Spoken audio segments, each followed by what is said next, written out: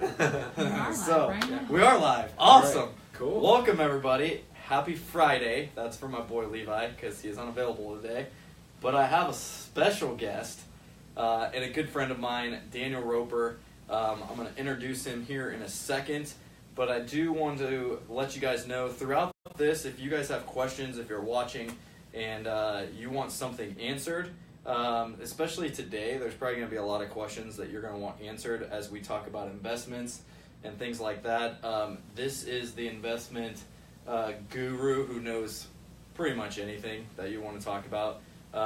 He is a friend of mine, a client of mine. I met him through a mutual friend, helped him buy a house, and then we've established this relationship of going to locked rooms. If you haven't done a locked room yet, it's pretty awesome. And he's kind of a fanatic, and him and his wife, they do these all the time, and it's like super fun when we get to go with them. But sometimes we haven't been so successful lately. Yeah, it hasn't been very good. But we have fun doing it. We get locked in a room for an hour and try to get out. But anyways, if you haven't done one of those, do one of those. And if you're listening now, welcome. I want to introduce you to my man here. Let him kind of talk about who he is, what he does, how he can benefit you, and then we might just create a little discussion for you guys. And again, if you have questions, comment below, let us know. Allie will read those off. Good job, Allie. You're awesome. That's my assistant, by the way, if you don't know. She's pretty awesome. So, anyways, Danny Roper, take it away. All right, thank you. Thanks for the warm introduction. Thanks for having me here as well. Yeah. Daniel Roper. I'm originally from Fort Lauderdale, Florida. I attended the University of Nebraska-Lincoln in 2003 to 2008 as a Husker. Go Huskers! Go Huskers, go Big Red. So 4 years, I did track and field, long jump, triple jump. I was recruited out of Florida. Graduated there with a business degree and minored in finance. Kind of did a lot of things in PepsiCo, but I ended up being a financial advisor in 2012 all the way up until now. I own 3 different financial advising insurance agencies in the meantime. But I am now a registered investment advisor for Bank of the West here out of Omaha. I have 5 branches I work it out of. And if you're not really aware what a registered investment advisor is, it's a little bit different than a financial advisor that you meet regularly at the street. Yep. A registered investment advisor representative works for a registered investment advisory company, and we are regulated by the SEC and FINRA. So anything that we do, it has to be in the best interest of the clients. So you ever heard that story of a financial advisor that you met with and sold you something and then you never heard from him again? Well, I'm regulated and I have to maintain client contact annually, so to review investments with clients. So I would really strongly, for the first thing, right off the back, I would really recommend if you work with someone, you work with someone who is a registered investment advisor. You can always look up on FINRA, broker check. I think anybody who invests money with someone should always check up and look who they're working with. Amen to that. You know what I mean? Yeah. You got to go on broker check. So just make a note of that if you're watching.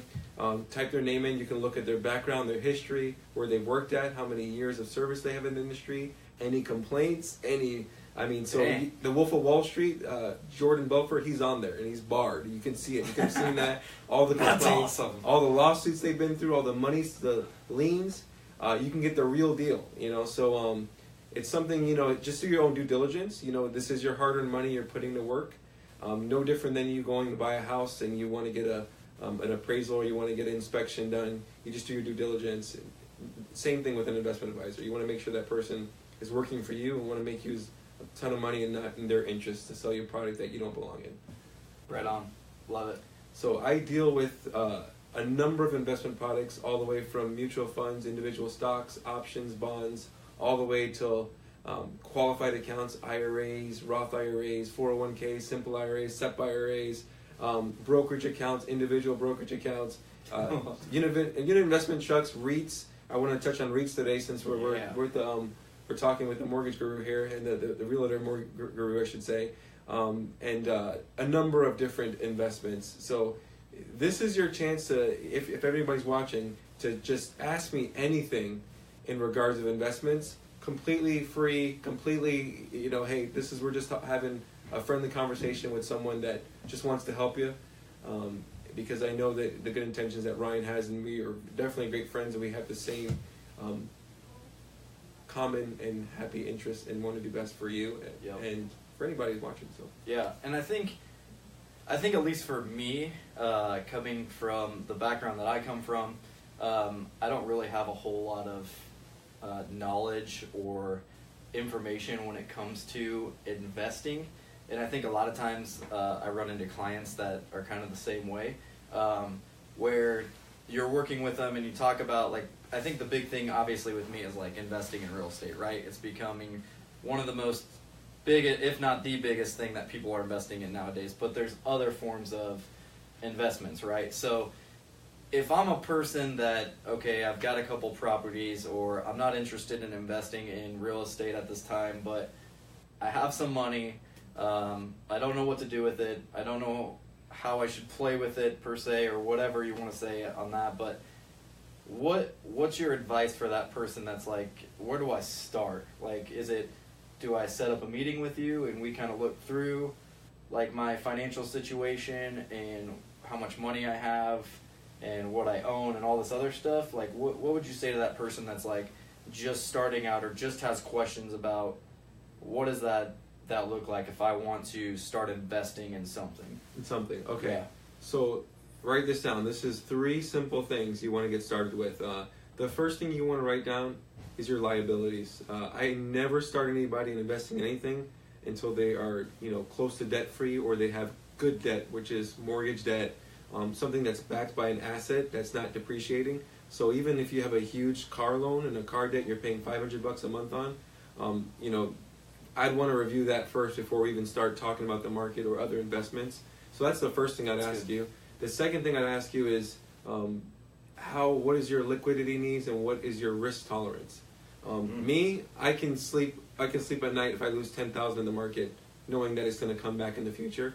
Some people may not be able to sleep with that. Some people may freak out over $500 or $5, Yep. So then we may not be talking about stocks, or equities. We may be talking about a fixed annuity or something that's guaranteed, or even a CD in the bank. But I'd want to get your risk tolerance first, and then your time horizon.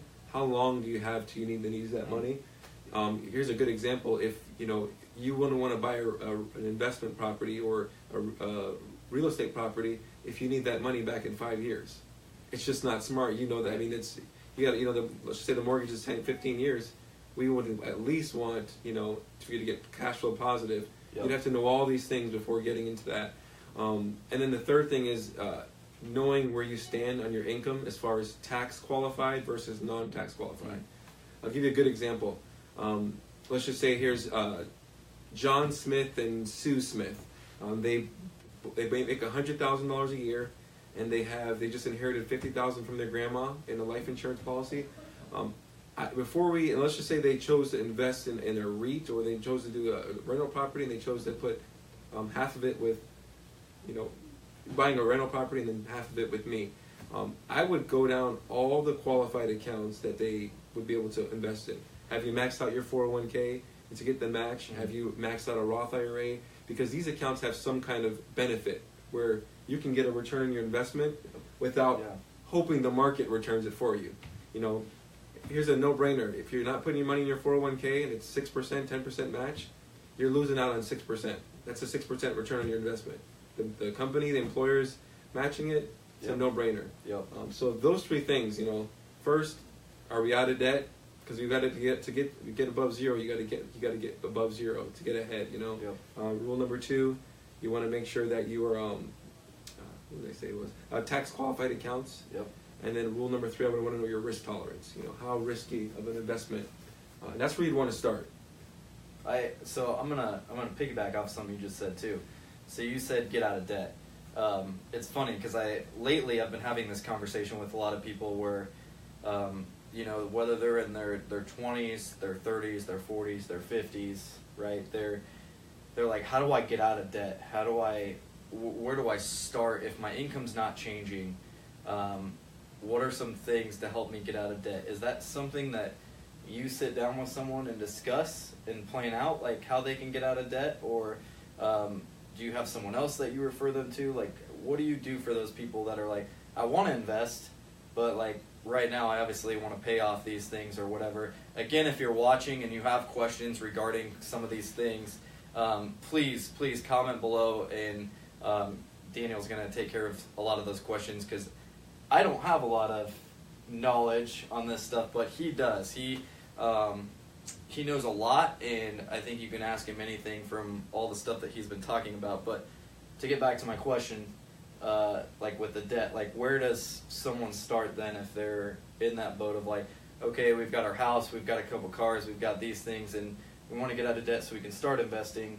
What's that look like for us? Yeah, so I think the first thing you'd want to do is you'd want to, write down everything you have. Let's just say fictitiously, okay, we're gonna just make John and Sue Smith. They got the house that's worth $300,000. They got $150,000 left in the mortgage.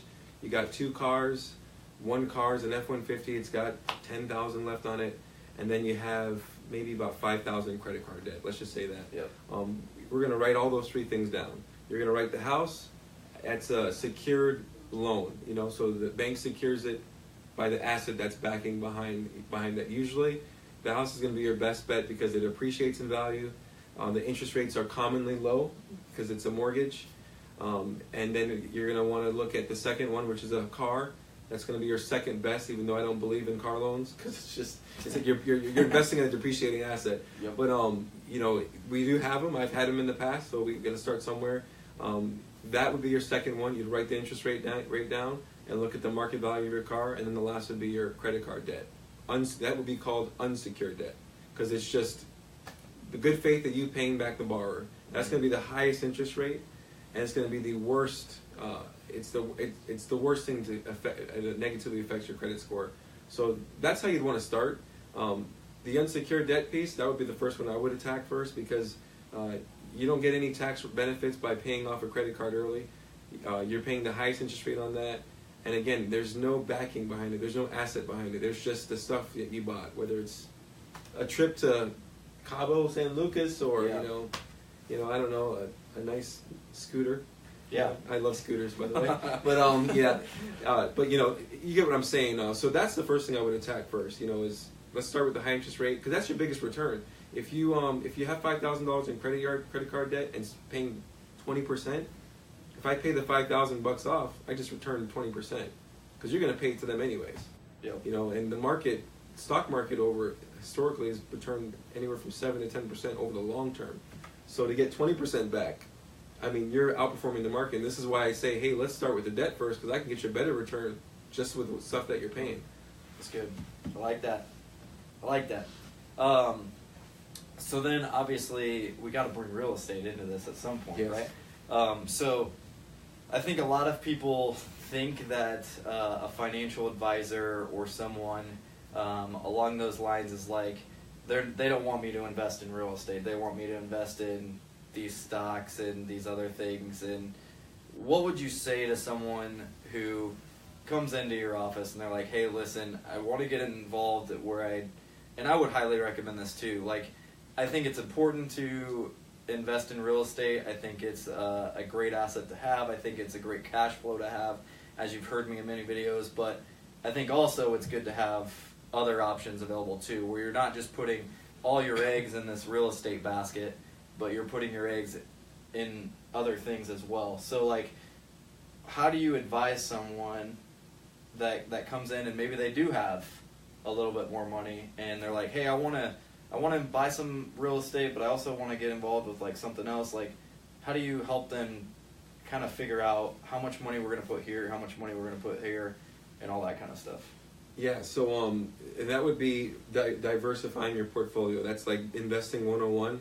And we all start where, if you've never heard of that word, diversifying your investment portfolio. So let's just say you have your 401k, that's all stocks and bonds, etc. Yep. A portion of your portfolio should be allocated to other investments. Other investments could be gold, they could be real estate, they could be land, they could be investing in someone else's business. Maybe it's a startup business. And I'm a huge believer that if you're not investing in the market, you need to be investing in real estate. And I'm not just saying that because you're here, by the way. Yeah. Because I'm actually on his list. Hey, I appreciate to work with him. That's right. With investment properties. Because I'm looking at buying one here in the fall. So if you think about an investment property, you're getting paid twice. You're appreciating in the asset and the land.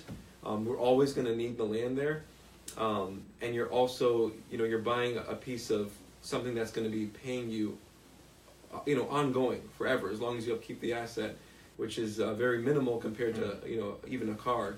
And you're literally getting paid, and then you're getting paid again. The long-term growth and the capital appreciation you're getting on it, and then also, the incoming cash flow you get from having a renter or renting it out, or even if it's a vacation home. I'm planning. That's another thing I was talking about. But to go on what you were saying, on vacation homes? Yeah.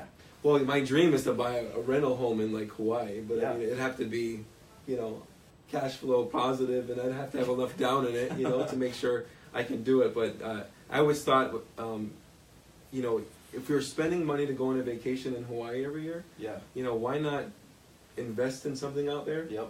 And you can rent it out, for the time when they're vacationing. Yep. The concept it seems easy. I'm sure it's a lot more work. You're a lot more involved in upkeep and a property manager, et cetera, and then you have to start your own LLC.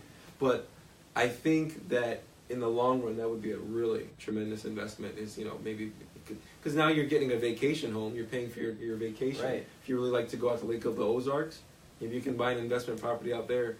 So now you're kind of like double dipping fun and making investments fun, right? Yep. So I think but I wanted to touch on REITs. Do it.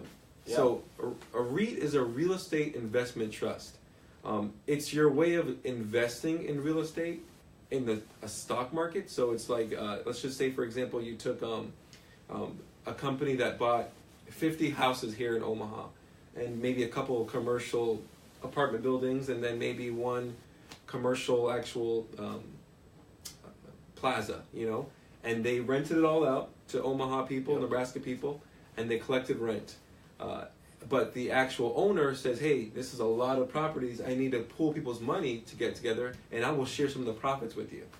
And you won't have to be involved. You just give me your money, and every year I'm going to pay you back some interest on all these properties and rental properties. That's a REIT. It's a way of you getting involved in real estate, diversifying your portfolio, but also participating in the real estate market. And a REIT will actually work in conjunction with how the actual Omaha, what am I looking for? The Omaha market, as far as realty and, what's the word I'm looking for? I wish I knew, but I don't. The real estate market, There like we just go. the rates, the Yeah. market, the real estate market, the market rates. So you'll work in conjunction with that. So it's a way for you to passively participate. When I say passive, means, hey, I'm involved, but I'm not doing any hard work. I think a rental property is more hands-on. Yep. You're dealing with a tenant, unless you have an investment, a property manager. Yep. But I'm interested in both because I don't want all my portfolios to be in Apple or Tesla or Netflix or these bigger companies that we know. It's good to have a little bit in the real estate, in the real estate market, because I believe that it's two different risks, even though they're kind of tied together. It's a different risk. For sure. Do we have any comments? Not yet. Nothing. Nobody is making comments or questions. Any watchers? Yeah, we've had watchers. Hey guys, what's up? We know you're watching. But yeah, again, and if after we end this video, if you have questions or whatever, comment below. I'm gonna tag Daniel on this, so if you have any questions whatsoever, he'll be able to answer those offline as well, and I can forward those to him as well. But I think this has been a good talk today, right? It kind of mixes things up. I think it kind of gets you to think about, other things other than just me and Levi talking about real estate and lending. But really getting some more people in here to kind of, again, my goal is to be a resource for you. And so I know I can bore you over and over again with talking about real estate stuff. So that's why I wanted to do this today and bring Daniel in, because it kind of puts a spin on things and it kind of gives me a rest from always talking about real estate stuff, which I got my plugs in there, right? But it allows me to showcase a guy that I work with, a guy that I trust, a guy that I would want to refer you to if you were interested in doing any type of investment or any type of that stuff. So I want to be that resource where I can put people that I do business with, that I have friends that I trust, that I would lay down my life for, that I would send you to. So that's the reason for this kind of stuff. So again, if you guys have questions, even after the video or whatever, let us know. And if you have any more topics or people that you would want to come on to maybe talk about a specific thing like today, that helps to kind of broaden the horizon of, okay, let's move from like talking about real estate and mortgage stuff all the time, and let's bring in this guy once a month or whatever the case is. I'd be more than happy to do that, because that's what I want to do, is be that resource. So again, thank you guys for coming to Conversation Corner again today. Thank you, Daniel Roper, Thanks. my boy, Appreciate for it, man. coming in. Good. And if you haven't done a locked room, you have to do it. And if you're thinking about investment stuff, please feel free, get a hold of me. I'll put you in touch with Daniel or contact him directly. How can they contact you? Yeah, you can contact me on my business line, 402-650-5564, or email daniel.roper@bankofthewest.com. And again, if it's just an investment question, or if you want me to, do a retirement checkup, or we do financial planning here at Bank of the West. We're not high pressured salespeople. I don't work on a commission. I get on a salary and bonuses if I hit certain targets, but so nothing with us is, high pressured sales where you feel like you got to buy something when you talk to me. So just wanted to keep that up front out there. But again, feel free to contact me if you want to have a question, or if you have a second opinion on something you're doing right now in your portfolio. Yeah, I'm here to support you. Awesome. Thanks, guys. Happy Friday. Have a good weekend. We'll talk to you soon.